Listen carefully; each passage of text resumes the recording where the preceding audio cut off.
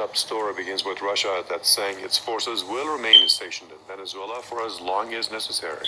Foreign Ministry spokeswoman Maria Zakharova says that Moscow and Caracas are implementing an agreement that includes military technical cooperation. Local media reports say that 2 Air Force planes carrying nearly 100 Russian troops landed outside of Caracas. Earlier, the Kremlin rejected calls from the U.S. president to pull out of Venezuela. Donald Trump has warned that all options are on the table to remove Russian troops. Moscow says its presence there is lawful and in agreement with the country's legitimate government. The Russian Foreign Ministry says that unlike Washington, Moscow is not threatening anyone in the Latin American country. The U.S. has repeatedly issued threats against the government of President Nicolas Maduro.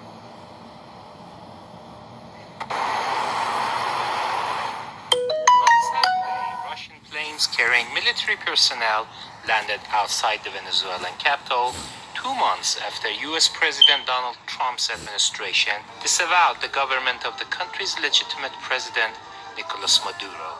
During his meeting with the wife of Venezuelan opposition leader Juan Guaido, who has been recognized by the U.S. as the president of the Latin American country, Donald Trump demanded that Russia withdraw its forces from Venezuela. Russia has to get out. Just so you understand, all options are open. Go ahead. All options are open, yeah. Trump said Washington views Russia's deployment of military advisors as an unwelcome provocation and called on Moscow to cease all support for the Maduro government.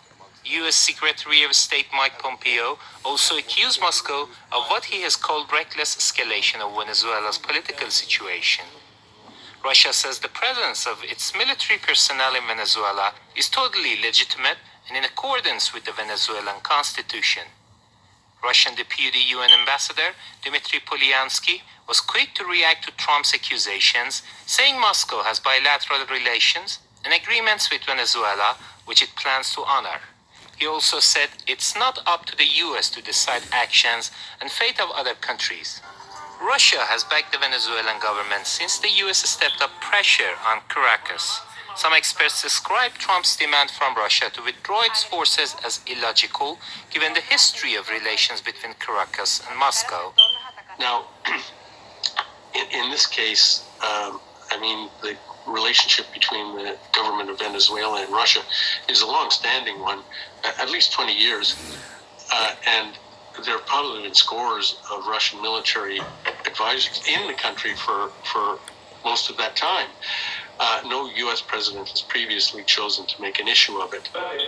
The clash between the West and the East over Venezuela comes as the crisis in the South American country is escalating. Caracas blames the U.S. for the crisis since the political turmoil in the country began when the U.S. recognized Guaido as the interim president of Venezuela.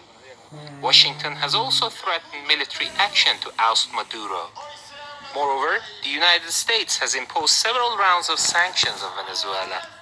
All these have led to Caracas accusing Washington of seeking a coup in the oil-rich country.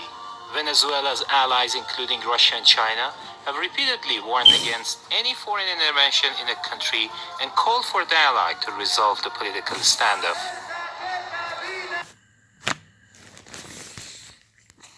Hi everybody, Franklin Media TV.